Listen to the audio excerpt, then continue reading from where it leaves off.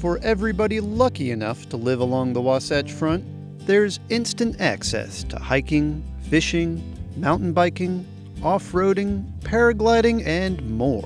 And that's not even counting the wintertime fun. Despite this amazing bounty of outdoor activities, in decades past, it became a mecca for sport climbing. We're here in American Fork Canyon, and this area was kind of a real hotbed in the 80s when sport climbing hit the US by way of Europe. Some of the best climbers in the world would come here to kind of test their mettle on what was some of the hardest routes in the world at that time. What we're climbing today is a far cry from that, but rock climbing always attracted me because it kind of necessitates that you have to focus really intensely on what you're doing, and that blocks out a lot of the other background noise that you kind of just have in your day-to-day. So, you know, when you're on the rock, you're so focused, you're very present, and I think it's a lot of fun, and it always seems to be in really beautiful places. Plus, it's just fun doing something a little scary just kind of makes you feel alive too. Yeah, it's fun. The limestone crags of American Fork Canyon present perfect opportunities for climbers. With over 800 routes, there's something for all skill levels. It's both a mental exercise and a physical exercise, I think. It keeps you really engaged, and it's just something we get to do together. And I have a dance background, so I think that body awareness and just how you move in space translates to rock climbing. So it's just been a fun thing to kind of pick up, and the fact that it's physical activity, you're in the outdoors.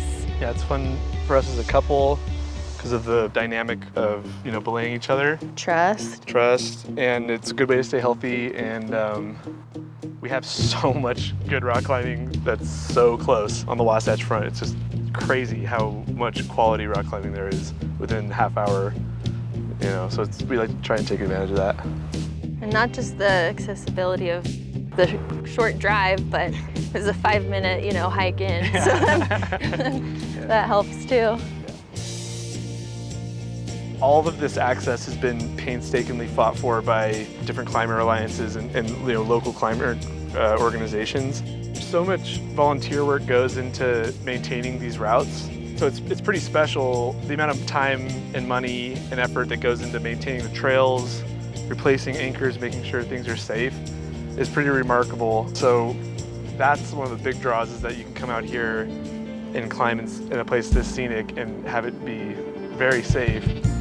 That's a huge draw. And this canyon in particular is just so cozy and scenic. So it's nice to just spend time here even if you weren't climbing. Like any outdoor activity, there is inherent risk involved. But if you learn good habits from the beginning and take safety seriously, there's nothing that can hold you back. There's a ton of know-how and technical knowledge to be able to do this safely. In the modern age of climbing, with these gyms that we have on the Wasatch Front, we have some of the best gyms anywhere on Earth, and they provide professional classes and teaching. So it's really easy to do that in a safe environment in the city. These days, it's a lot easier to get into the sport. I'm really excited that it's something I can do for a long time. You see people that are in their 60s or even older just crushing it. So it's pretty cool that it's something that young and old can do as well. It's something that we look forward to doing together for a long time. For this week's Where To, I'm Will Oxley.